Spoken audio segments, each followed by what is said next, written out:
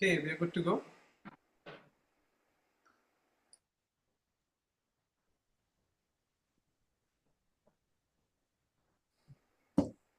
Yep. Right. Nadine, could you please start the streaming?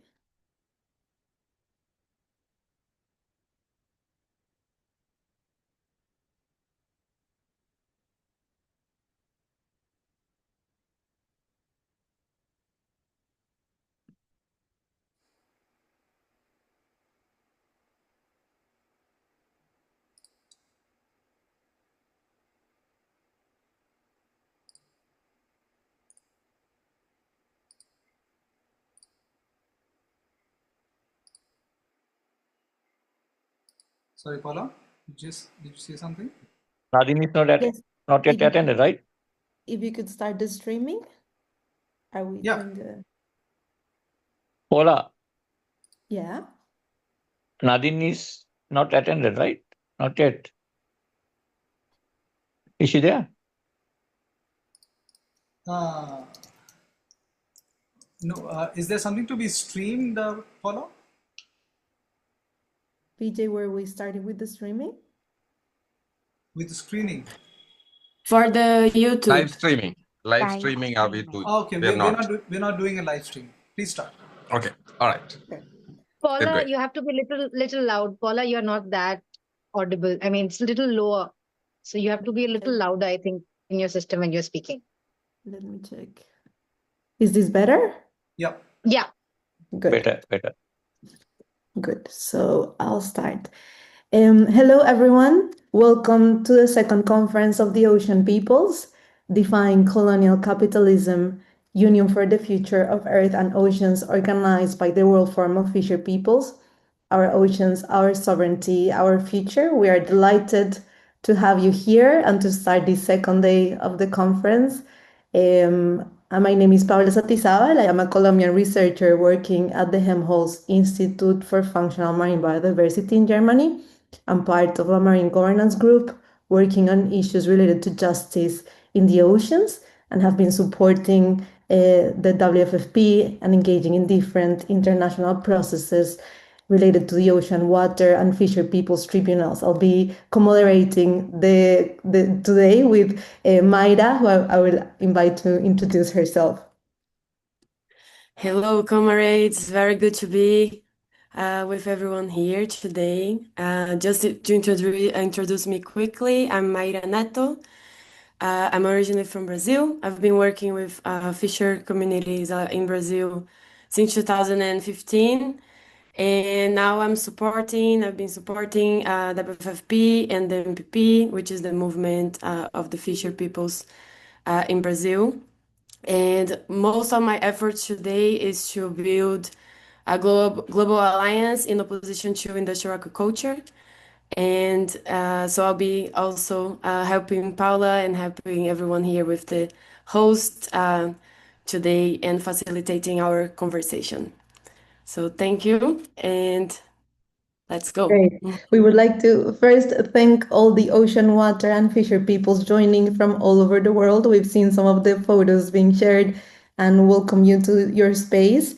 Thank you also to all the amazing team of interpreters. We have many languages, and it is important as a reminder for us to speak slow and clear and to follow the allocated times, also ensuring that they're supported. But thank you so much for all the work, also from the conference organizers and all the support organizations. This has been a massive effort. And we're now in our second day, so very excited about the discussions. So this is a counter summit created by the World Forum of Fisher Peoples to reject the corporate capture of the UN Ocean Conference that is happening right now in Nice. The main outcome of this UN Ocean Conference is a non-binding conference statement for the implementation of the Sustainable Development Goal 14, Life Below Water, and a long list of voluntary agreements. I think the last meeting, there were over 2,000 voluntary agreements that are being produced without any mechanism to ensure participation, transparency in decision-making, and accountability to monitor their implementation. There has been a circulated zero draft of this UNOC statement that is centered on acceleration, the acceleration of the expansion of the ocean economy, and only the mentions of fisher peoples towards the end, in a section on the need to accelerate action through increased finance, stating support to small-scale fishers, women and girls, youth and indigenous communities. This, of course, makes no sense. Fisher ocean peoples are at the center, they're the right holders, and shouldn't be just on the side. And with this type of statements, we see how their rights are being completely excluded and their participation not really considered. We also heard yesterday that the conference, in this conference, there was a celebration of Ocean Day, honoring ocean people's ways of life and cultures. And we had speakers from all the regions and experts unpacking the assault on ocean peoples and the dangerous trajectories of UNOC and the blue regimes. We were discussing themes surrounding the militarization, occupation, climate crisis, the ocean economy and the blue regimes, and this industrial factory of fish and the struggle for food sovereignty. So the interventions we heard connected the ocean grab to colonialism and apartheid. They highlighted that the struggles of ocean peoples are agrarian struggles, are women's struggles. This is an anti-capitalist, anti-patriarchal, anti-colonial struggle. And we're talking about justice and the defense of life on Earth. So we're in a critical moment, in a moment of the rise of imperialism, authoritarianism, and fascism. And this is also changing the rules of the game. Assad, Siad from the Union of Agricultural Work, committees in Gaza emphasize this is about the use of food as a weapon of war, about genocide. It's a politics of death, in the words of Ramakrishna from the National Fish Workers Forum, that the blue economy is not blue but red from the blood of the ocean peoples who are the custodians and the rights of the waters. We also heard from Lead Manganasi and the Association of Thailand Federation Fish Works, and that things are changing and that the nexus between state and corporations is leading to reforms that are weakening labor and environmental laws to enable extraction and exclusion while criminalizing ocean peoples.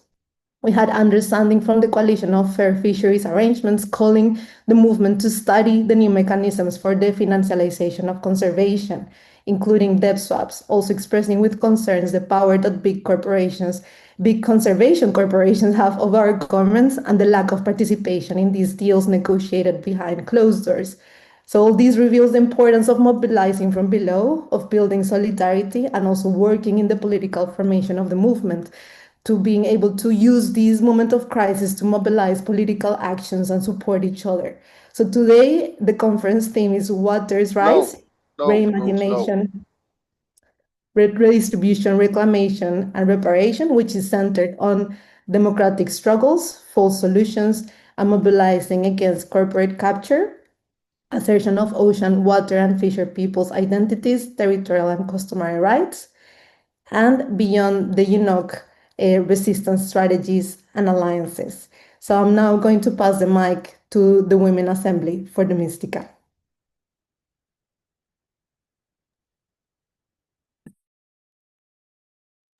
May I interrupt for a second? Sorry, Paula. Just to warn our comrade Asha Latha in the Telugu booth, your microphone is off. We need you to turn it on so Telugu speakers can hear the interpretation.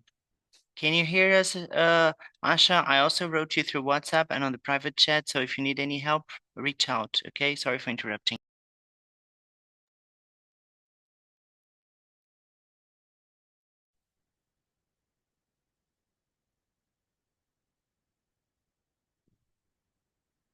Hello आप सभी साथियों को हमारा सलाम जोहार इनकलाब जिंदाबाद friends greetings to all of you as we enter our second day of the Conference of Ocean People 2025. Without much delay, we have a few things planned out for you. I would like to hand over to our senior leader from India, Jesu Ratnam, who's from the state of Tamil Nadu, and she would like to share something very special with all of you. Arun, I request you to please share the poster.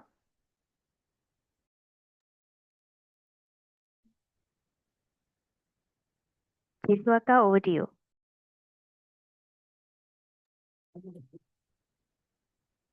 when we thought of Mystica, we wanted to share how our women leaders from the villages expressed all over Tamil Nadu, expressed their spirituality, their faith, and their commitment to our mother sea and earth, and also forest and other lands. So they have come out with beautiful expressions within the villages, which we have made it into a poster, 2 posters, and they are already there in the village. Kilinjalmedu. I think Ashma will introduce them, or Prakash will introduce them. So they are here to say a few words about their belief and about their spirituality. So, Prakash, over to you. Or Ashma, are you introduce means you introduce, please? Yes, I will. Thank you very much, Risoka. Friends, as she has released this poster, I would request for this to also be circulated wherever we can. Friends, I would like to, this is our, I will be handing over to our comrade Prakash, who is there in Tamil Nadu, and there are all of our women comrades who are there for and who would like to share a few things. Arun, I would request for the spotlight to be on Prakash's video. And friends, as I hand over to him, I'd just like to say and also introduce the women comrades who are there. We have friends from the Karikal District Fisherwomen Federation in Tamil Nadu in India. Vedavali, who is the Farmer Federation president, is there. Selvi, Farmer Federation secretary. Sumati, who's the current president of the federation. Anushya, who's the president of the Village Coordination Sangam. Anjamal, who's the secretary of VCS. Rajalakshmi, who's a member. Rajeshwari, who's a member. Santi, who's a member, Selvarani, Jayalakshmi, who are all members. All these friends are at the beach at a particular village in Tamil Nadu, and they have all gathered together for this Conference of Ocean People. Prakash, over to you. Can you hear me? Please take over.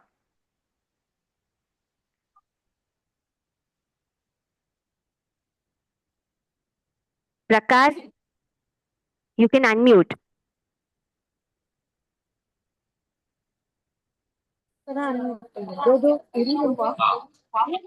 Okay வணக்கம்.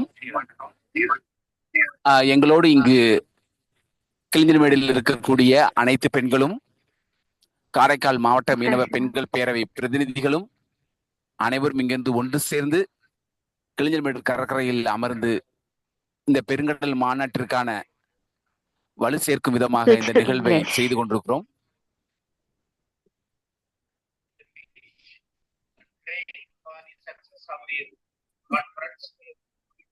கடலும் கடற்கரையும் கடலாளிக்கே சொந்தம் என்ற முழு குரல் ஒளியோடு எக்காரணத்தை கொண்டும் இந்த பெருங்கடல் முதலாளிகளுக்கு சொந்தமில்லை, இங்கே பாரம்பரிய மீனவர்களுக்கும் பழங்குடியின பெருமக்களாக இருக்கக்கூடிய எங்க மீனவ மக்களுக்கும் தான் இது சொந்தம்.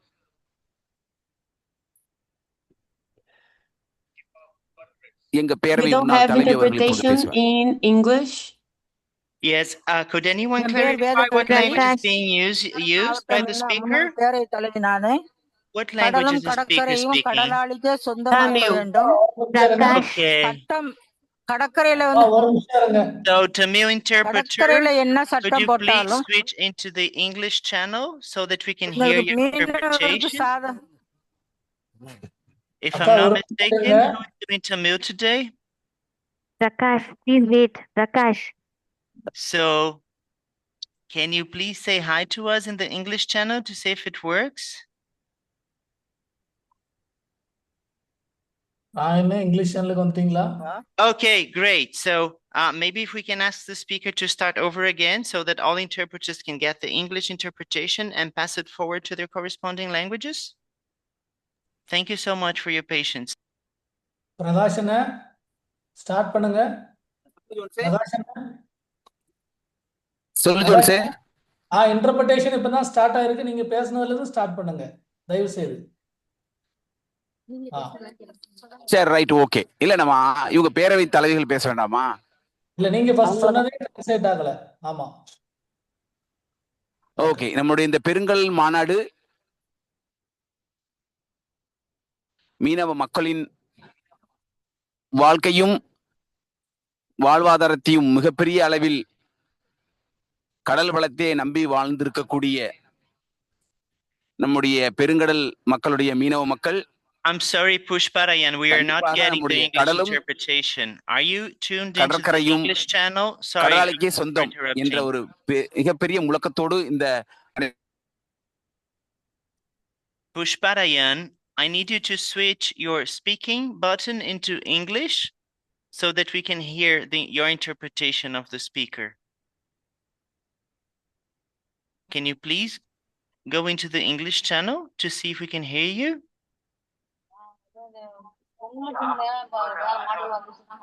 Pushparayan?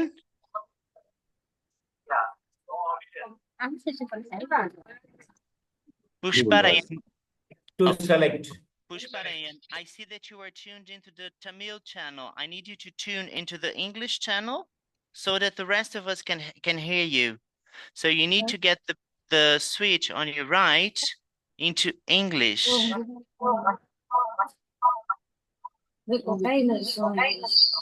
Oh, you don't have the option. So can someone please make me host again, or check if Pushparayan has the right languages in his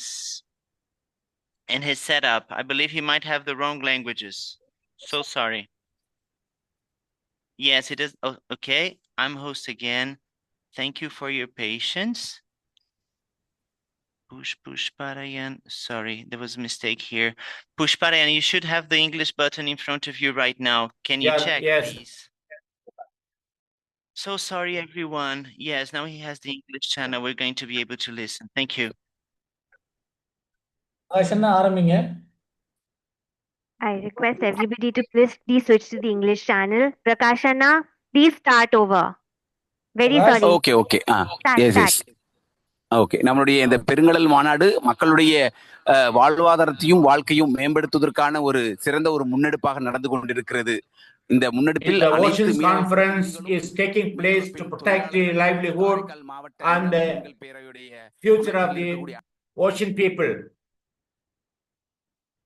In the Karaikal in Tamil Nadu, the fisherwomen from the Karaikal district are in the beaches to support, to show their solidarity for the success of the COP25.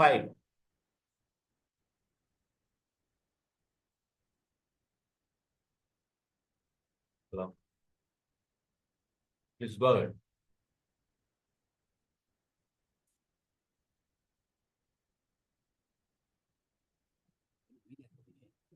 They are showing the women are standing in the beaches with the candles on their hand and the posters to express their solidarity for the Ocean People's Conference. It is a great initiative, they are saying, on the part of the organizers to protect our resources and our livelihood.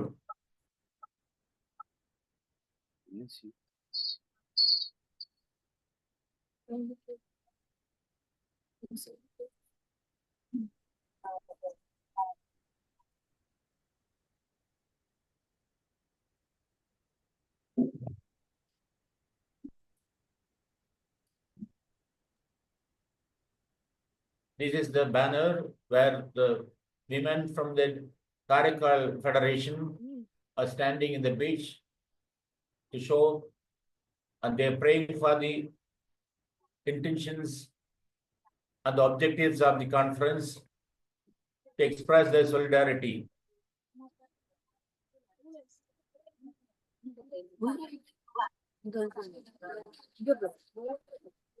Prakashana, you can speak.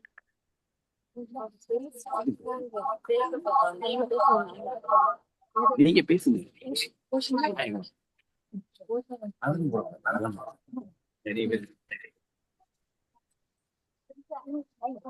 The Karaikal district is very nearby the Pondicherry coast.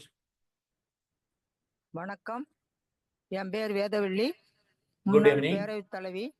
I am Vedavalli, the former கடற்கரை president of the federation. கடலாளிக்கே சொந்தமாக்க வேணும், சட்டமாக்க வேணும். நாங்க The இதுதான் oceans and the seashore should belong to the fisher folk, ocean people.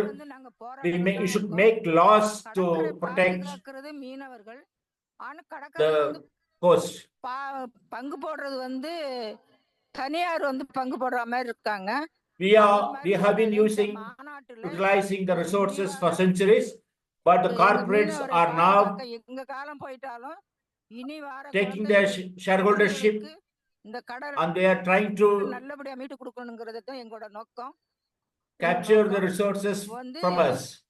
கடல் வந்து கூறு போடாம கடலை வந்து கூறு போடாம கடற்கரை ஓரத்துல நாங்க இருந்தாதான் எங்களுக்கு கடற்கரை The corporates are trying to ஆனா கடற்கரை ஓரத்துல நாங்க இருந்தாதான் மீன் எந்த மீன் எந்த alienate us from the shore. அந்த மீனை பிடிக்கிறதுக்காக எங்க மீனவர் போவாங்க. We have to be near by the coast. We have to live by the coast. எங்க மீனவர்கள் வந்து Then only we can protect the coast. நிறைய செடி கொடி எல்லாம் கடல்ல போட்டு மீனை உருவாக்குவாங்க. அப்படியெல்லாம் We have traditional methods to fish. ஆனா இந்திரா காந்தி ஒரு சட்டம் போட்டாங்க, ஏதோ ஓரளவுக்கு நல்லா எங்களுக்கு வந்து சாதகமா இருந்தது. The former Prime Minister Indira Gandhi enacted a law to protect our resources that was very helpful. The government has been making a lot of amendments to the laws, notifications, and trying to take away the lands, the oceans, marine sources from us. We must make laws to protect, to establish that we own the coast. The people own the coast and the resources.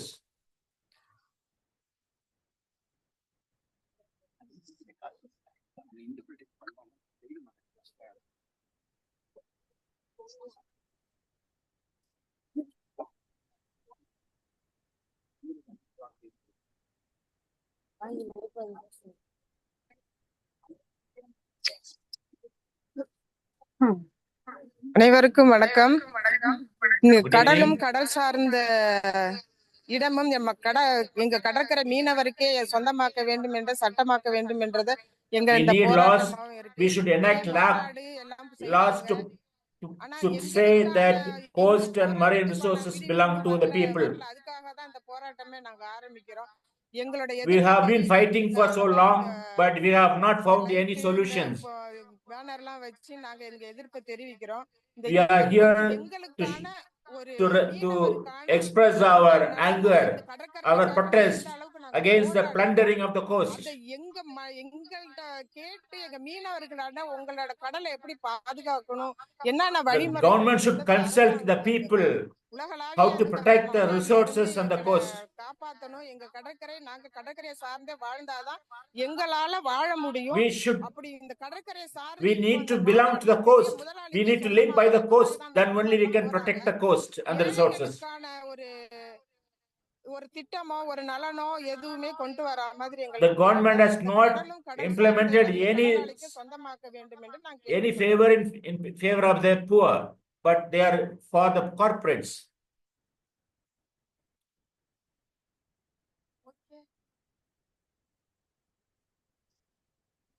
That is why we are showing our resistance by lighting candle and standing together to express our solidarity in resistance against the corporate.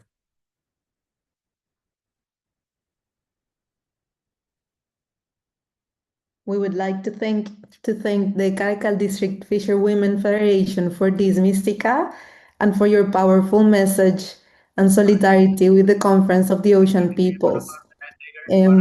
This was amazing and is a great start to our discussion today, and we look forward to also hearing from you and that you continue discussing the key themes that will be part of the conference. I'm now going to pass the mic to Nadine Nemard, that is the co-chair of the WFFP.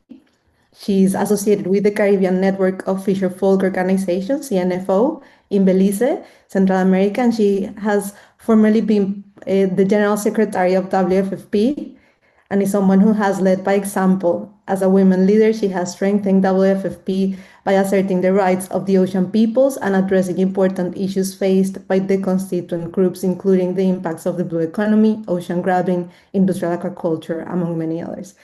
Welcome, Nadine. The mic is yours. Thank you. Thank you very much, Paula. Thank you particularly and especially to our Women's Assembly leaders in India. So I greet you, WFFP members and friends. We are present here tonight, June 9th, 2025, and we're not in France. We're here in solidarity online, united by a shared purpose, our oceans, our sovereignty, our future. The decision made by the WFFP's 8th General Assembly to boycott the UN Ocean Conference was not taken lightly. The WFFP membership determined that UNOC operates through an undemocratic governance structure based on equal partnership between corporations, states, and environmental NGOs. This governance system where governments set the agenda, lead negotiations, and take decisions without direct corporate involvement is not the case. As fisher peoples, we have been invited to participate in the previous 2 UN Ocean Conference, but this was on the terms and agenda set by the organizers. At UNOC, we are not free to raise our own issues and our concerns. So based on the analysis of the membership of WFFP, we concluded that our participation is merely to legitimize the undemocratic UNOC. WFFP boycotted the UNOC in 2017 and in 2022 organized a counter event called the Conference of the Ocean People.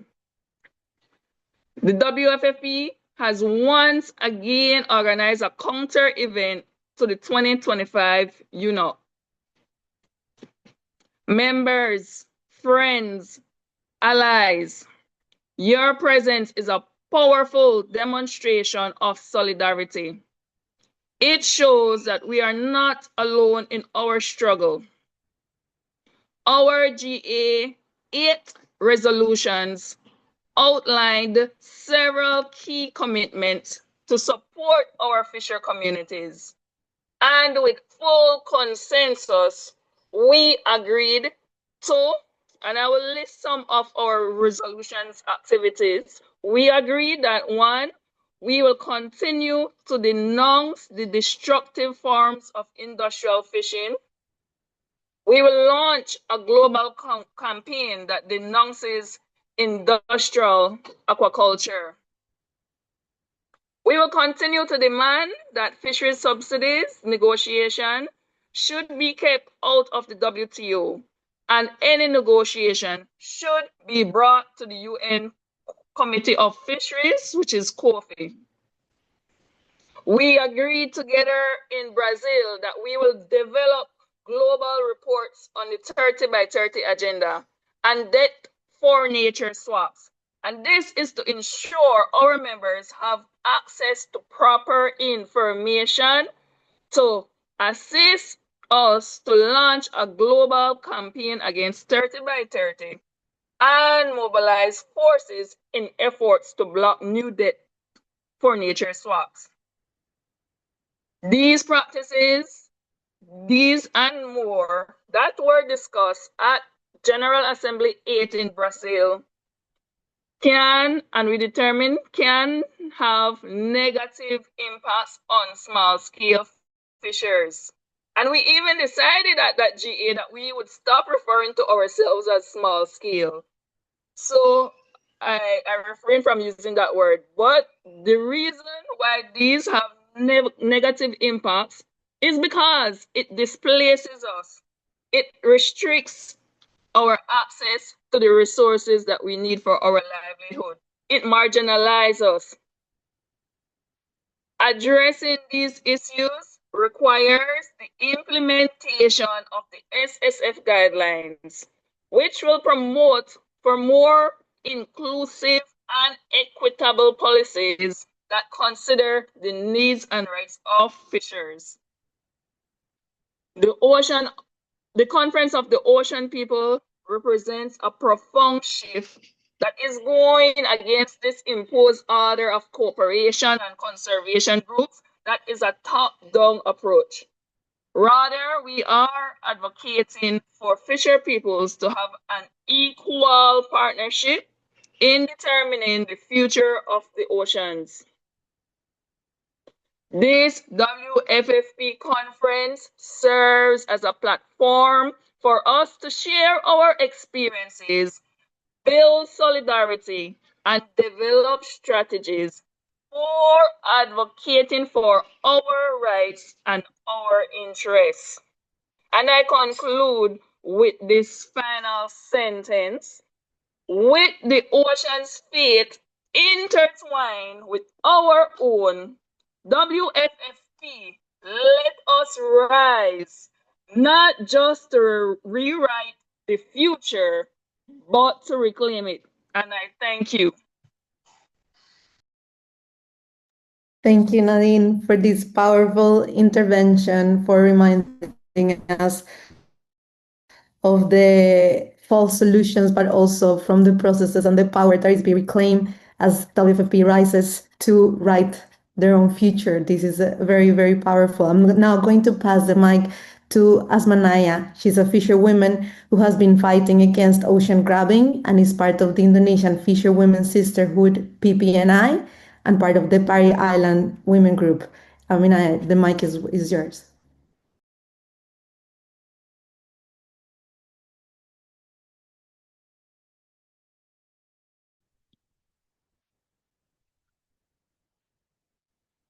You need to unmute. Teh, di-unmute teh. Terima kasih atas kesempatan yang diberikan Thank you terhadap for the saya. opportunity given to me. I am Asmania. You can call me Teas. I am mother of 3 children. I'm a fisherwoman. My husband is also a fisher folk. I live in Pulau Pari in Seribu Selatan in Indonesia. Saya berjuang mempertahankan Pulau Pari. I'm struggling to keep Pulau Pari or Pari Island because this island is my home as a home for the fisherwomen. Saya salah satu I am dari banyak pejuang perempuan one of many women fighters in Indonesia who fights to keep our livelihood and our living space. I am part of the fisher movement and also fisher women who fights to keep our ocean and also to keep our ocean from the space grabbing, penggusuran dan reklamasi, displacement and reclamation of nickel mining and sand mining. konservasi yang tidak pernah melibatkan kami, Conservation that never involved us in the process as the fisher folks and programs related to climate. yang hanya menjadi solusi palsu. It's only part of the false solution. We do not need mining area. We don't need shrimp farm in small islands. Even in our shore coast area, we don't need investment. We do not need the UN or even the government regulate us, saying us what to do. We do not need capitalists who teach us on how to be an island people.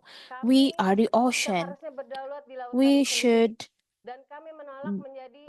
have our sovereignty in our ocean. So we reject to be a tourist in our own ocean.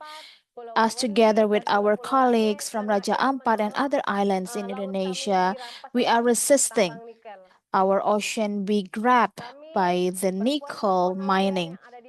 We, the fisherwomen in Indonesia, will keep fighting for our livelihood and our living space because we've been prosperous with our ocean. So give us the freedom to manage our own island. The government should be present for us, the fisherwomen, not only for corporations. Our friends who are now facing conflict with the nickel mining, with everyone, just like us in Pari Island. Our island is being threatened. It will be sinking due to climate crisis. There have been many tragedies happening in Pari Island where we're trying to keep our living space and livelihood. As of today, we from Pari Island will keep fight for our livelihood and our living space, our home in Pari Island. Not only the land, but also the oceans. We'll fight for that. From the river to the oceans, we are the owner. Our right, our ocean. We are the one who should manage the island, the ocean. Once again, we are the owner of the island. We should be the one who guard this island. We request to the government so they do not give permits that will only destruct our oceans. The permits that will only threaten us. As of today, there have been many reclamation in Pari Island, and it gives huge impact to the fisher folks, to the fisherwomen. So we request to the government, so they are in favor of us. Don't teach us on how to live with the ocean, how to keep our island. Give the right to us as the islanders. Again, we do not need investment. We do not need corporates. We are prosperous already. We are happy with the island and with the land. Let us live happily in our island. Once again, keep alive and keep spirited fisherwomen and save Pari Island.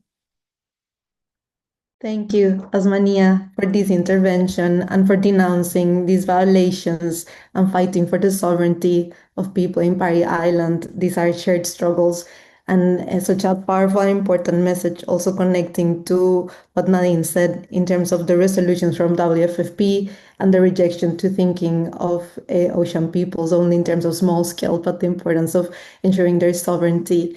I'm going to now introduce our keynote, Astrid Puentes, who is a UN Special Rapporteur on the human right to clean, health, and sustainable environment.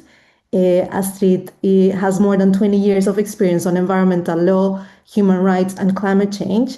She has worked with and for communities, including environmental defenders and indigenous peoples in Latin America.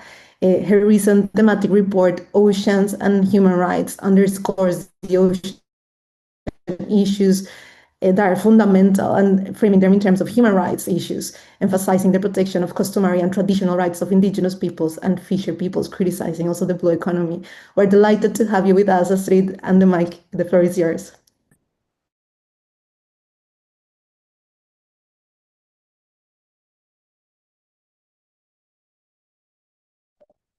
The World Forum of Fisher People organized conference that is very important to unite not only fisher people, but the fact that oceans are and should be of people and should be managed from a human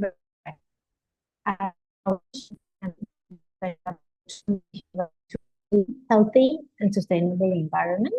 And I did a report last March and I presented it in my audio is breaking, so I don't know if I should turn off my camera. It's not clear. Is it better now? Thank you for your, let me know if it's better or if I should. I will. It's better now. Sorry. Okay. It is better now. Okay, I will continue, and if it doesn't work, then I will take out the camera.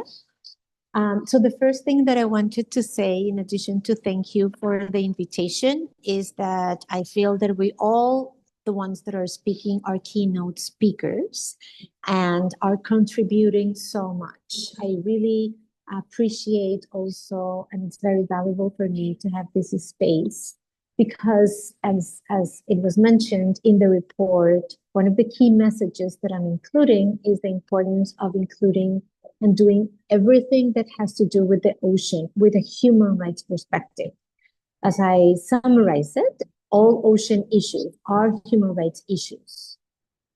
Being that from the ocean management or regarding the assessment or authorization of projects or regarding fisheries, everything has to be done with a human rights perspective. And this is not only or mostly because fisher people or coastal communities are vulnerable. And you probably have seen that. And by the way, I'm actually talking from Nice. I decided to participate at the UN Ocean Conference to try to convince states and to bring and highlight the importance of including a human rights perspective.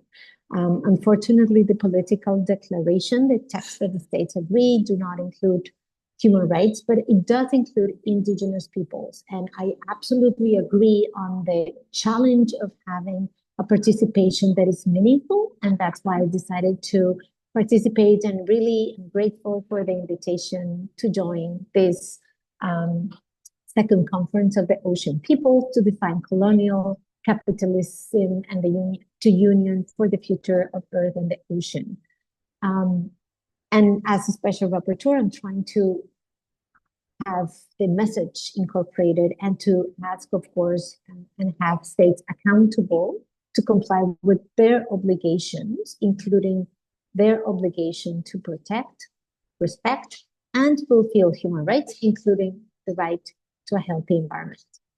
And of course, public participation is not only important because it's a human right, it's absolutely essential because, as you know, and I don't have to explain, of course, to you, fisher peoples, including fishers, including children, young people, and women, are absolutely key in implementing sustainable fisheries, but also to protect coastal areas. And we heard a lot from examples and how this is being done. And I really want to highlight the example that we heard from Indonesia, that from Ashmina, that I think that she's coming in and out. The fact that they don't need, she was mentioning that they don't need the UN or investment, or I will turn off. Hoping that it's better now, the sound, because I couldn't find a better sound. Okay, perfect. So I was saying that I really want to highlight what Ashmina was mentioning, that in their community in Indonesia, they don't need either the UN or organizations kind of to save them or investment. They just need them to be left alone and be able to continue with their activities. And this is really a very good example of what in so many areas it needs to be done. And from the UN perspective and with the human rights perspective, that is also, or might be, the consequence of a lot of the implementation of not only the UN Declaration on Indigenous Peoples, but also the UN Declaration on peasants, communities, and small-scale fisheries, and other communities, as we call fisher peoples. Because incorporating traditional knowledge and ancestral knowledge to marine resource management, to the protection of coastal areas, is what is needed to address better the answers and the solutions for the climate change crisis, the biodiversity crisis, the toxic the pollution and the contamination crisis, identifying and giving space to traditional knowledge and ancestral knowledge, including women knowledge, will be able to give the majority of the states and also better policies to better protect the areas. The other thing that I want to highlight, and again, it's not that I'm teaching you, but it's something that I'm working on, and I really highlighted also in the report, is the importance to protect everyone that are protecting the ocean, marine areas, and the environment. And it can be called ocean defenders or people or environmental human rights defenders. But the importance for that protection, again, it's based on human rights, but it's also giving the possibility for states, organizations, scientists even to learn from communities, to learn from what defenders are doing, instead of, unfortunately, what we're seeing, increasing threats and harassment, and even sometimes assassinations. We know that is the obligation of the states to protect people, to protect those that are defending the ocean. And there are international treaties and obligations that I'm helping to also implement. And I really encourage and hope that you can use the report and also the treaties.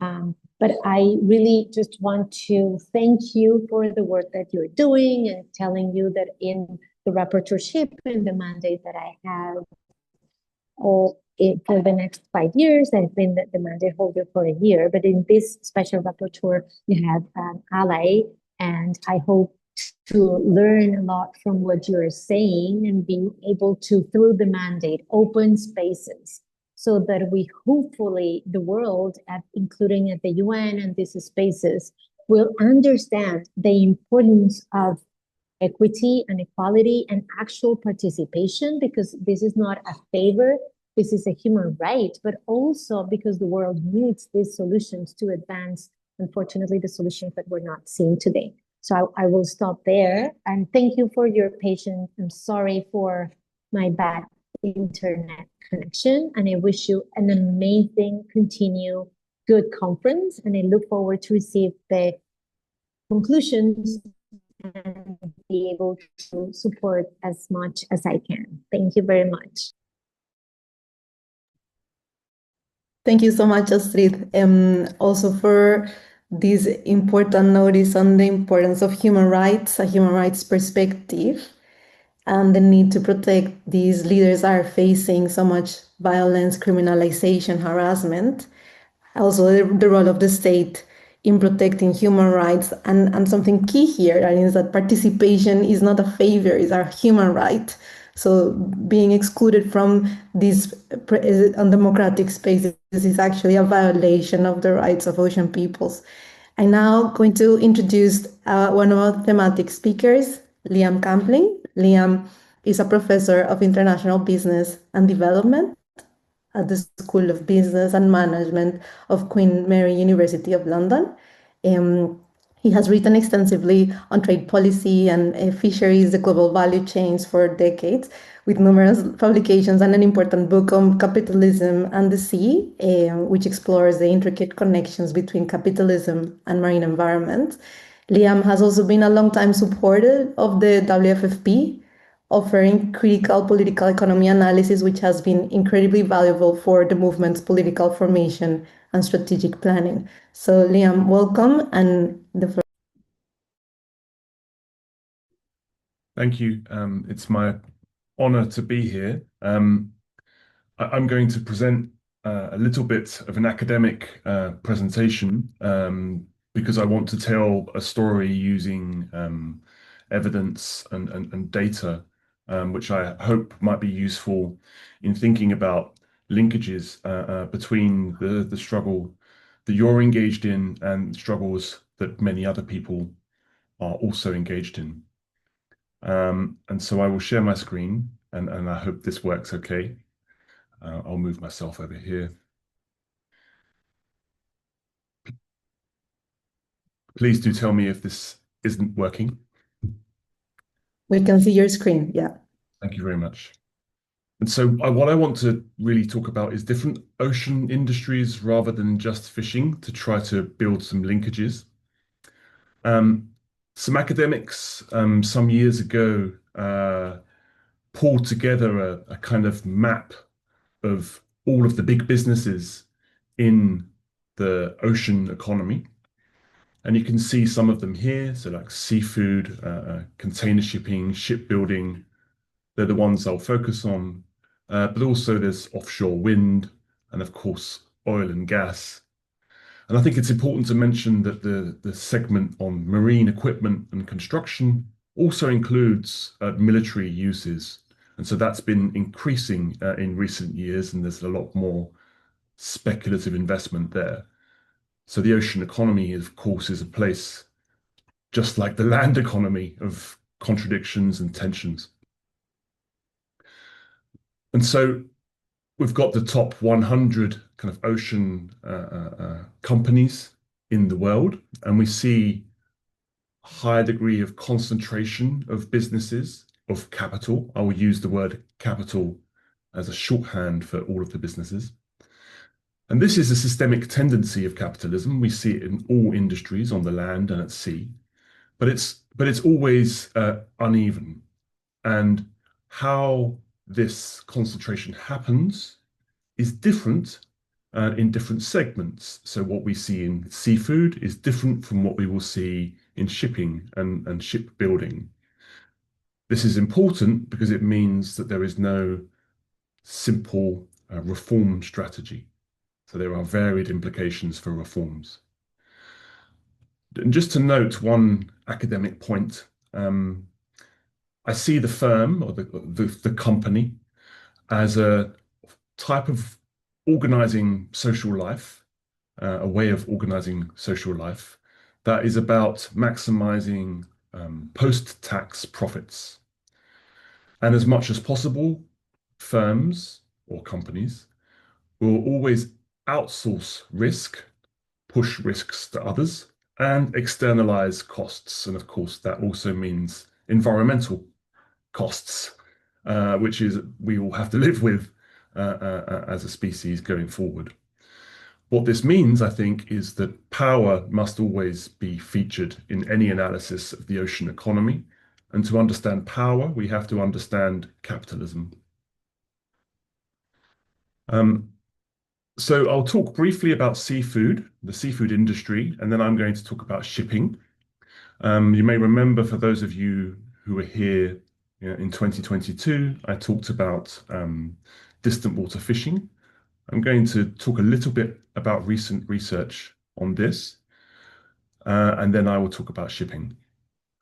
So this very complicated picture, please don't worry too much about the details, is basically showing that in the kind of West African waters, the Western Indian Ocean, and in the Western Central Pacific, the fishing effort is very much dominated by higher income countries.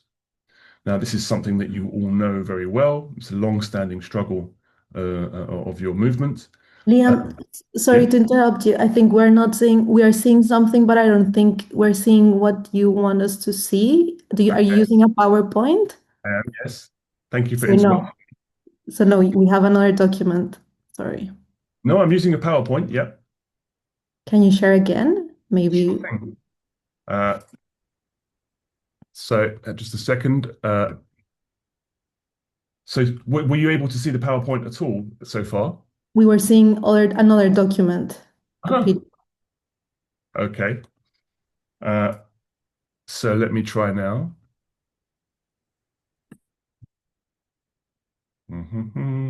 Sorry. So, what the hell? So can you see it now? Yes, we can. Thank you. My apologies.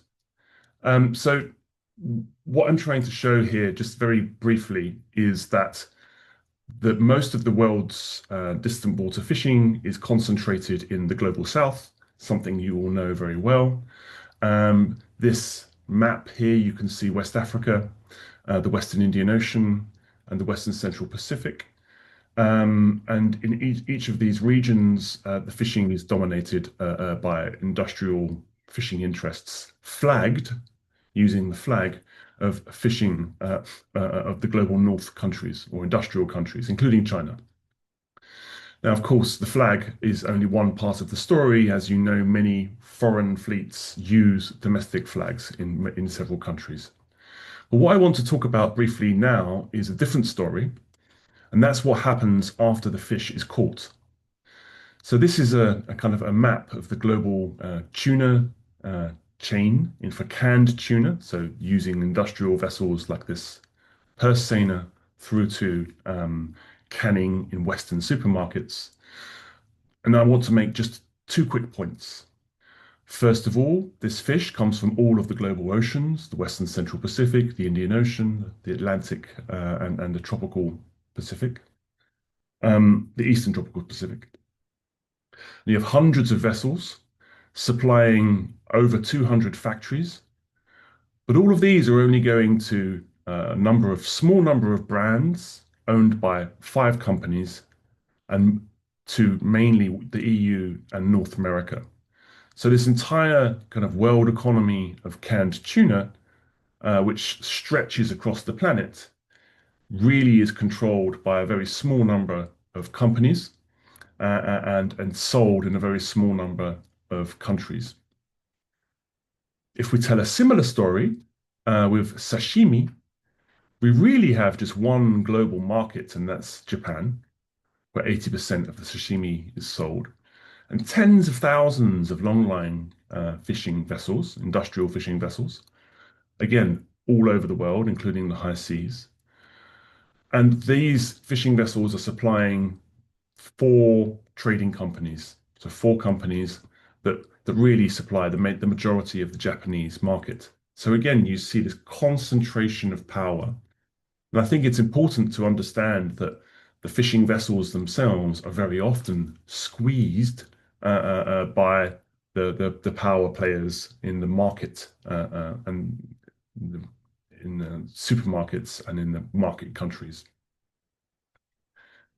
So to take a different story, and I want to talk about this because I think it's important to find linkages in the ocean economy where we can.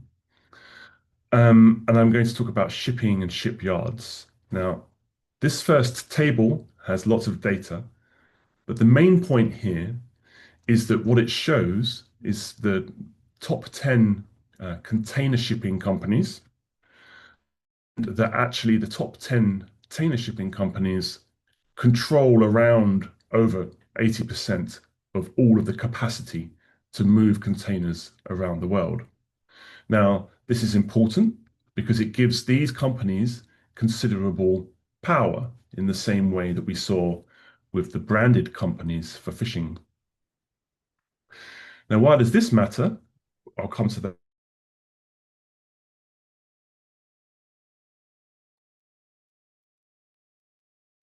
Sorry, Liam, you're muted. I think someone must have muted me, sorry. I think the thing to point out here is that these container shipping companies from Western Europe and East Asia have complicated histories. And these histories are from basically colonial histories in many cases. And these colonial histories shape the kind of contemporary politics of the way shipping works. Now, taking away from the ships to the people who build the ships, the companies that build the ships, and really here we only have 2 countries that dominate the entirety of shipping. And this shipbuilding, you can see here, China grew to be the leading player, South Korea, and they are still today the most important shipbuilding companies in more recent data. What this gives these countries is significant commercial power and maritime reach. Now, Donald Trump wants to build a shipbuilding industry again in the United States as part of his industrial strategy. So what we will see, I think, in shipping is a growing kind of geopolitical fight for green and kind of geopolitical subsidies. Okay, so what does all of this mean? What it means is that if we're thinking about what companies do in shipping, we may see in the news that a certain shipping company is very green, is trying to do the right thing environmentally, but we know that individual companies will be squeezed by the power of competition, which produces irrational outcomes and cyclical crises. So what that means is in the shipping, when the price of moving a container around the planet goes up, shipping companies demand to build more ships. Governments subsidize that shipbuilding, and then suddenly we have too many ships supplying not enough movement of stuff. So there's a cyclical crisis. So in this context, do we think that ocean businesses can resolve the crisis of unsustainability? The short answer is no, I don't think they can, but I'll explain why. So shipping produces around 3% of global greenhouse gases, and this is going to continue to grow as a proportion as other industries decarbonize. And so we see here, just to focus on the red line, and what you can see here is CO2 emissions per ton mile over the last 10 years. This is for container ships, and you can see it's gone down. But the thing is that this is an outcome of successful multilateral regulation, but it's also an outcome of bigger boats, ever bigger boats. But what it also hides is that this is a relative measure, so a measure per ton mile, not the totality of shipping. In fact, the totality of shipping has seen a significant increase in carbon dioxide emissions in the last 10 years. So even if there are improvements in technology to reduce greenhouse gas emissions per vessel, because there are more and more vessels moving more and more stuff across the planet, it has resulted in an increase. So what we have is the possibility at the moment of different types of fuels instead of gas oil as being the solution to the crisis of greenhouse gas emissions in the shipping industry. But what we see is that individual companies at the firm scale in competition against each other, for example, MSC, the number one, against Maersk, the number two, trying to find ways to outdo each other. And what that means is that rather than having a coherent, kind of planned, logical approach to the problem of reducing greenhouse gas emissions from shipping, we have a chaotic one.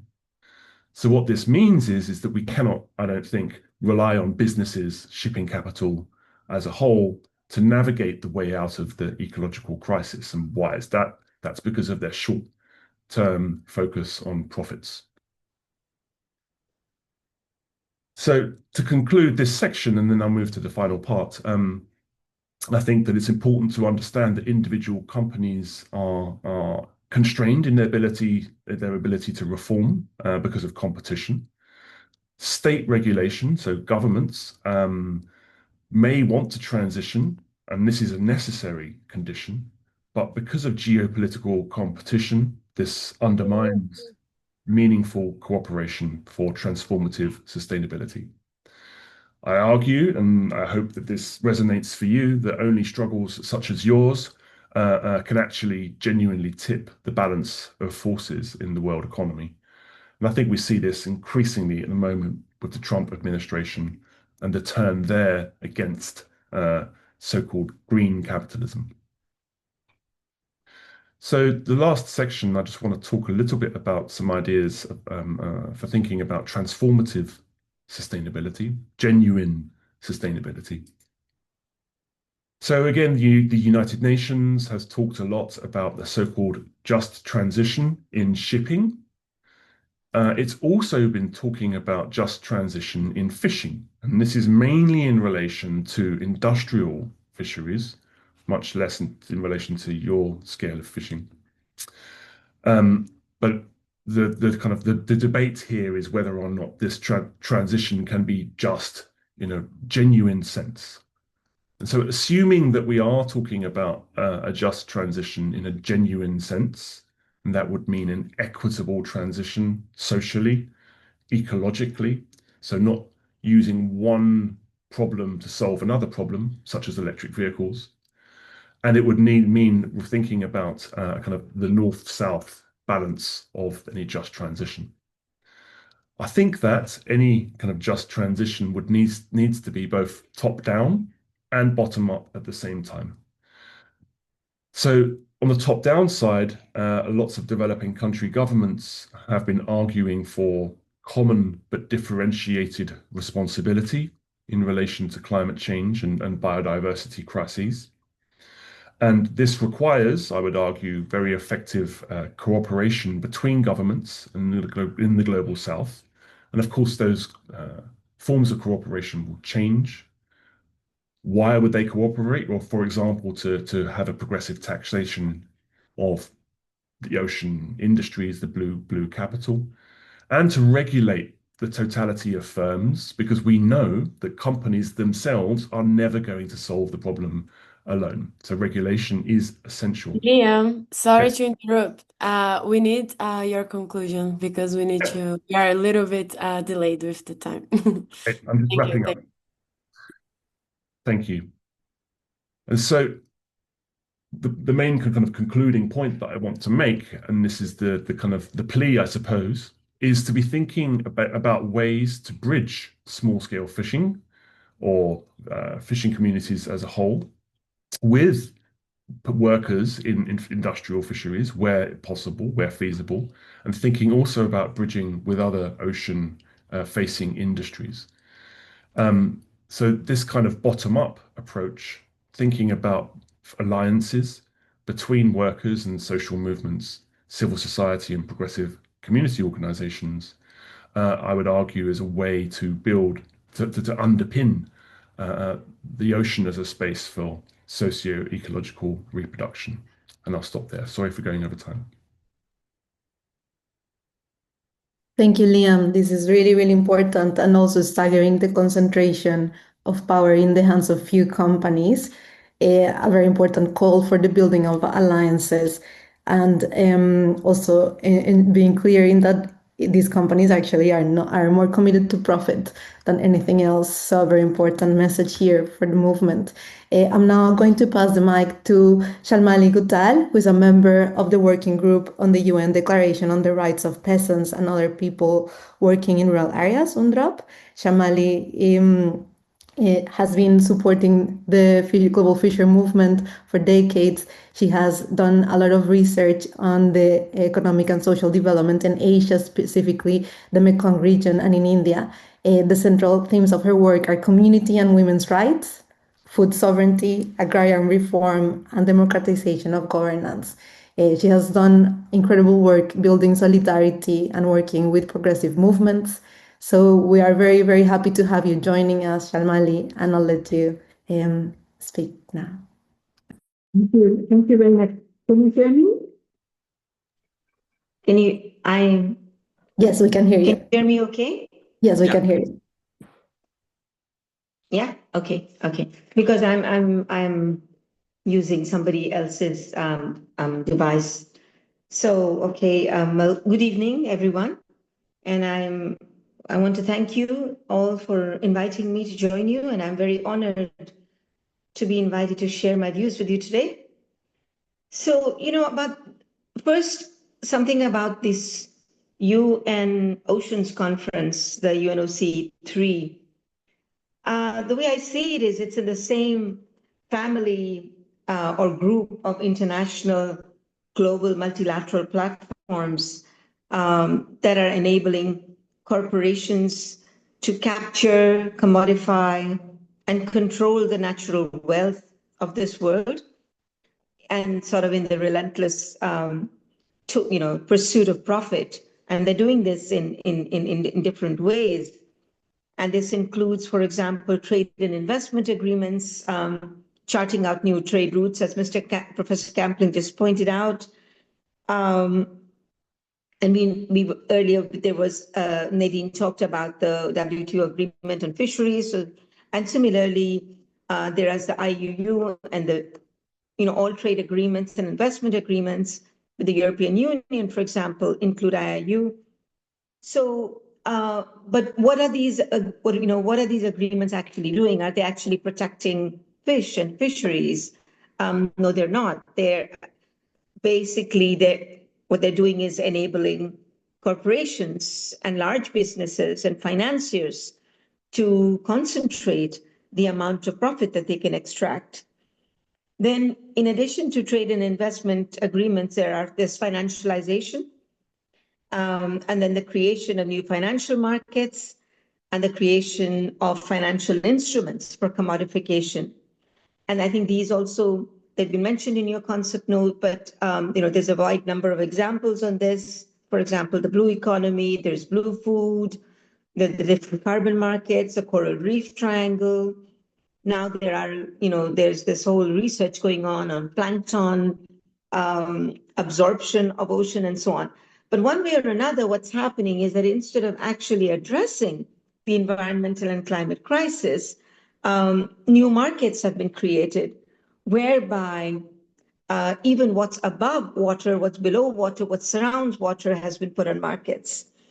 So the UN Oceans Conference, the UNOC3, is one in that family of more and more conferences or fora that are happening multilaterally.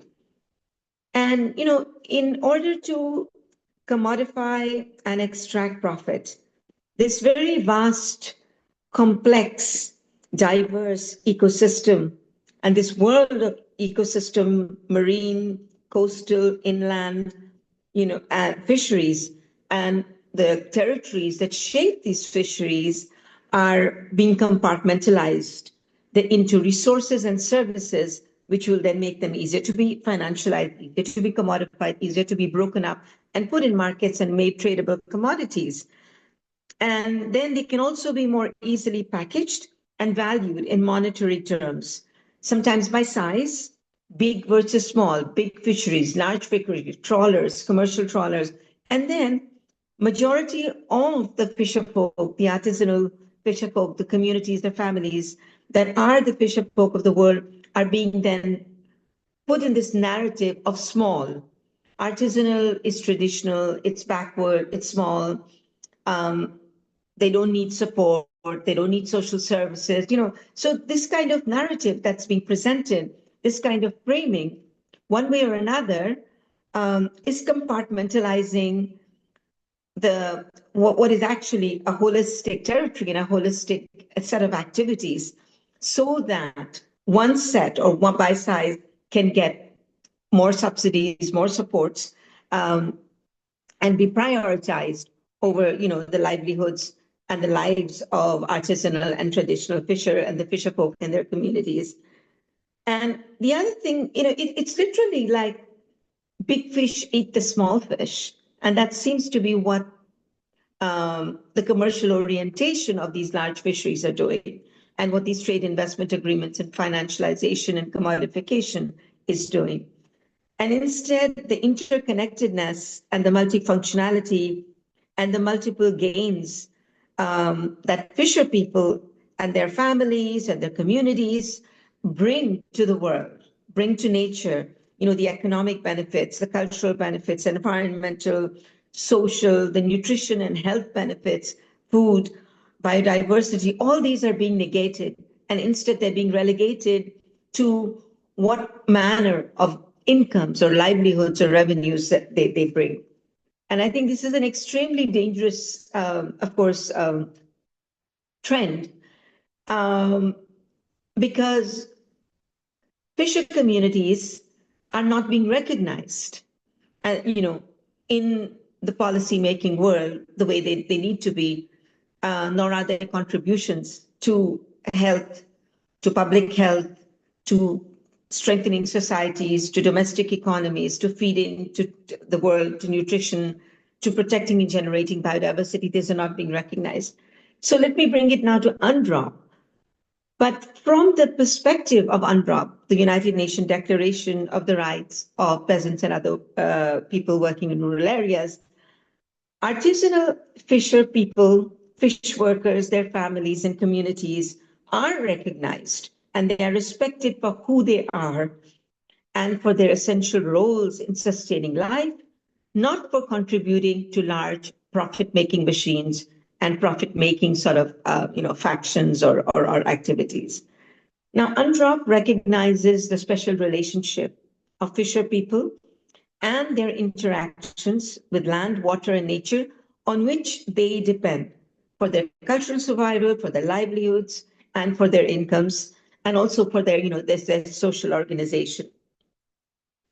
It also recognizes the past, the present, and the future contributions of fisher people and their communities and families to conserving, respecting biodiversity,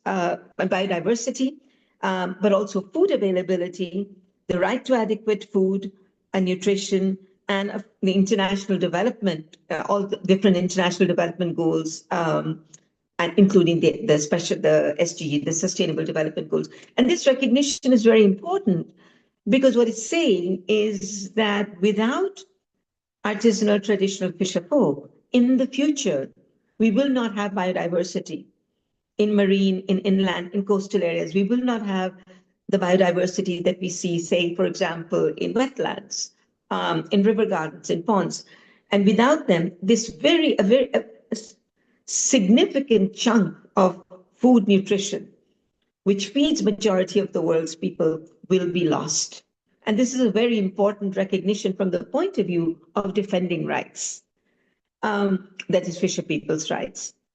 UNDROP also recognizes the impacts of climate change, environmental degradation, the dispossession from territories, whether these territories are coastal, inland, whether they're dispossession also of assets, the loss of access of fishing grounds, fishing waters, and then exclusion from, for example, from decision-making processes and the difficulties that small-scale fishers and small-scale food providers and artisanal fishers face in participating in decision-making processes that would yield appropriate policy supports and for them and social services for them. Recognizes that this is the big challenges for small-scale fishers. It also recognizes the challenges they face in securing their rights, securing their resources, securing access to resources, and also how they suffer disproportionately from poverty and hunger because of these challenges. And one very important recognition also here, which many other, which has been brought up in other treaty conventions, but is not often talked about in, of course, in international policy circles, is the high risks and threats and intimidations that small-scale fisherfolk and their communities and families are subject to when they try and defend themselves.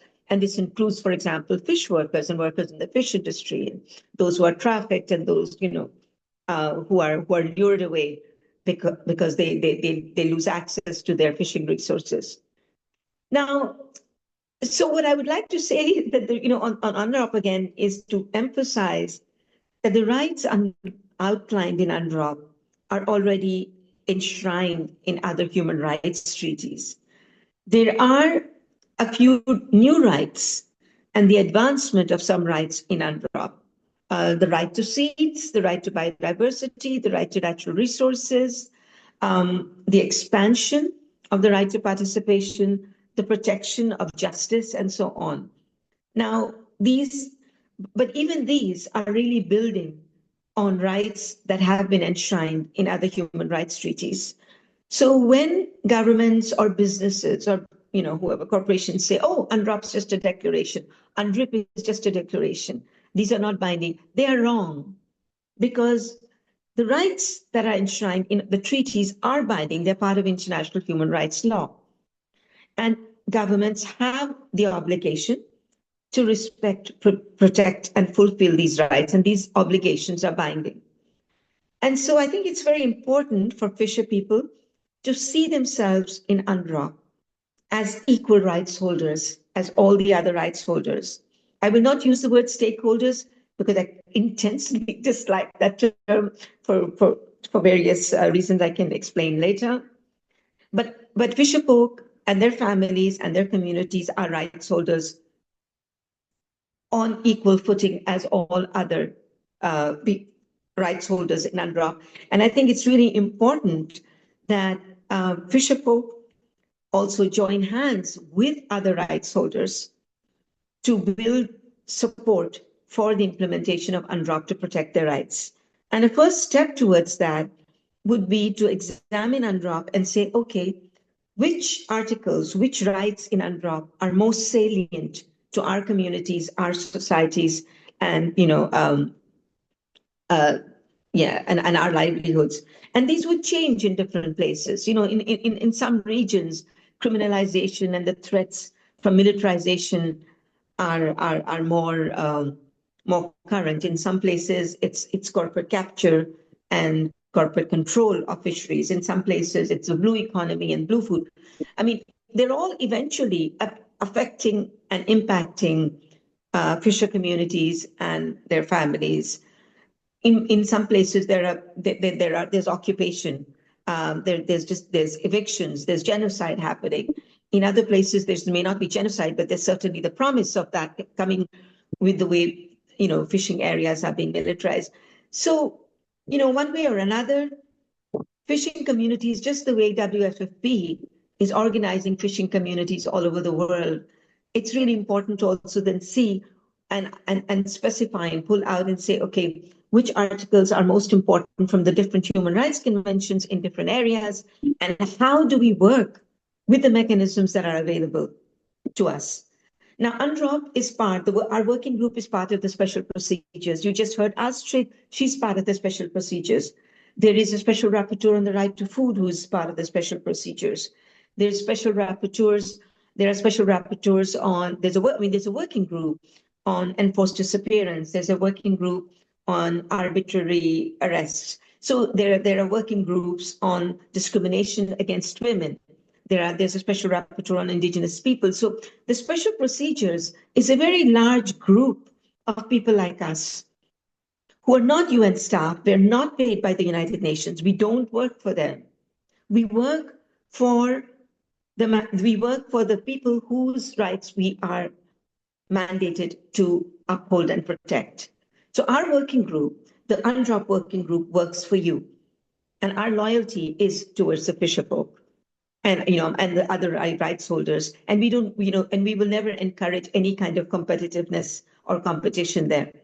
So it's important to join hands. Thank you for your intervention. Sorry. I think you passed a little bit of the time. If you want to conclude, wrap up your... I'll do that right now. Sorry about that.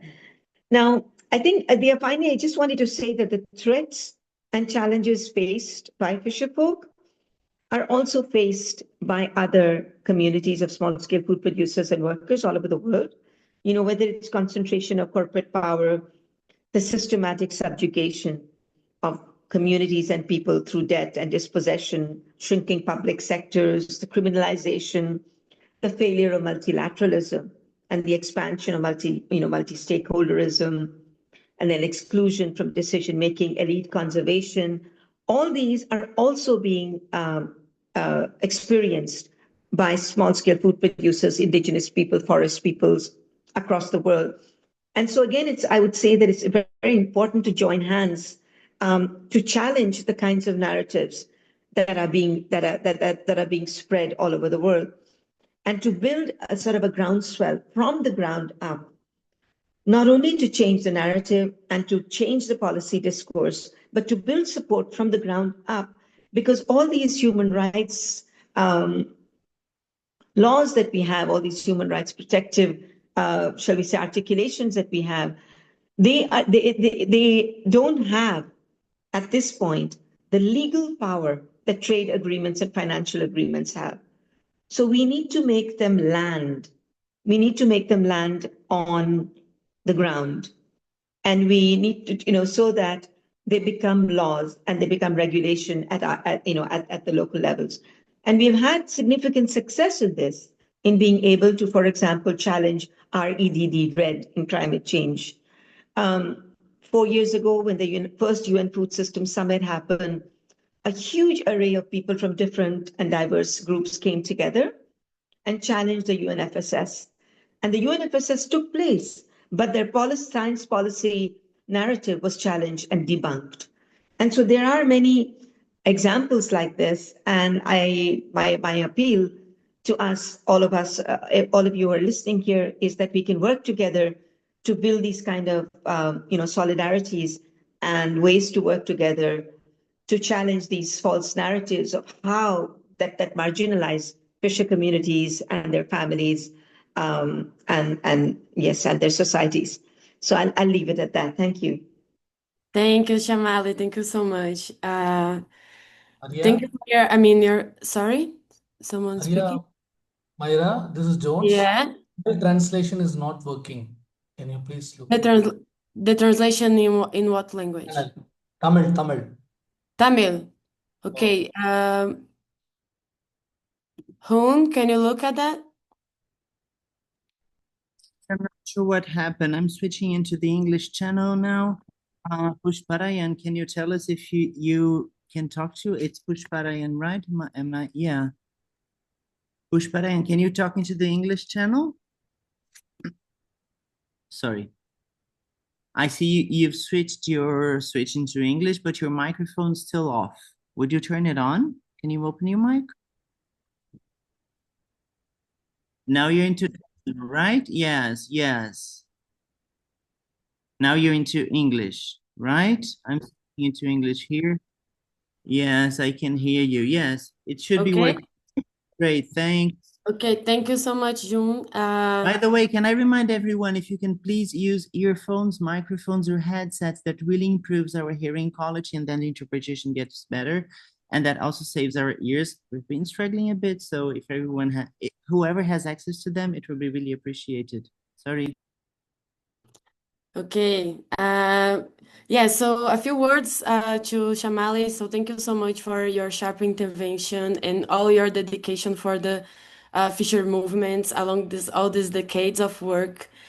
You reminded us that what we are confronting is not isolated, that UNOC is part of a broader architecture, a system that of trade agreements, financialization schemes, and commodification mechanisms that aim to enclose, extract, and profit from our waters and territories and our lives. And thank you as well for reinforcing the important role that the communities and the fisher folks have on the future of biodiversity and food sovereignty. So your intervention was very important. And with that, we're going to move for the sub-theme 4.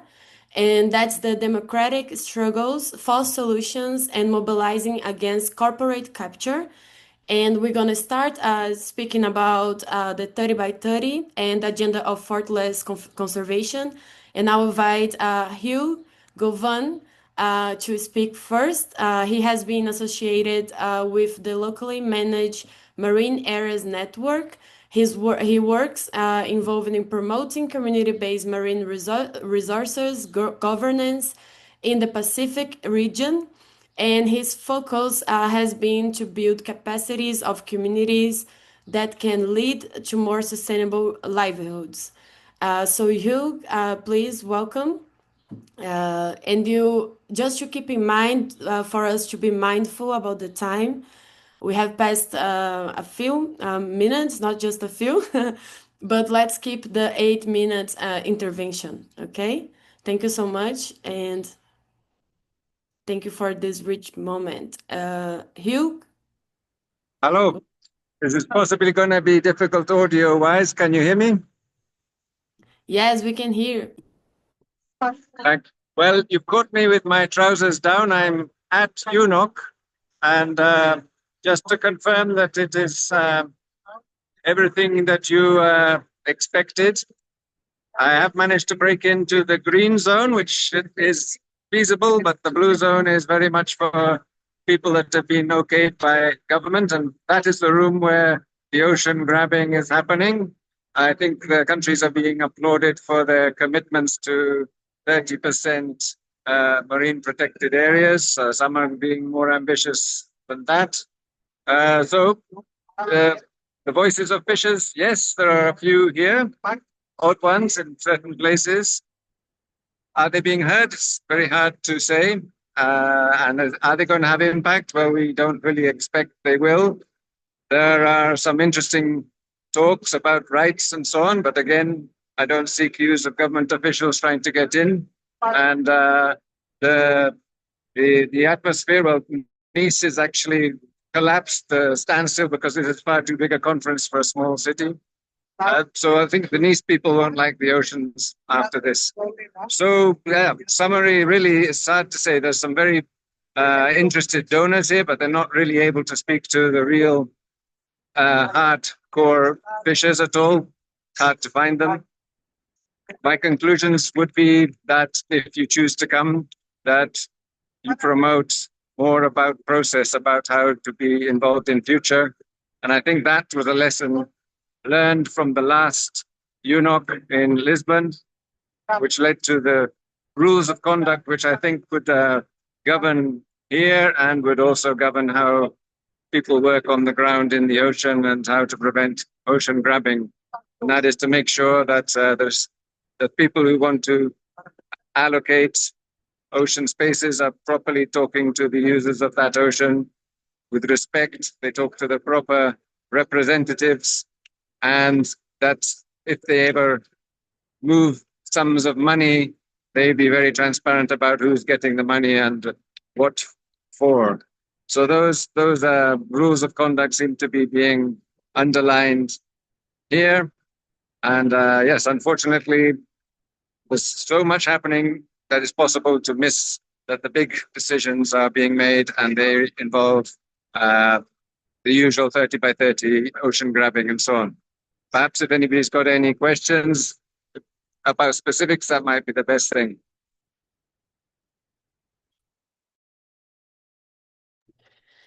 Thank you, Hu. So yes, you paint a very clear picture of the dynamics there that you are experiencing in the UN Ocean Conference, and that's nothing new. There is almost no voices for the fisher peoples. That's just a few of representation after sidelined and where ocean grabbing is happening not only through policy but through exclusion and your words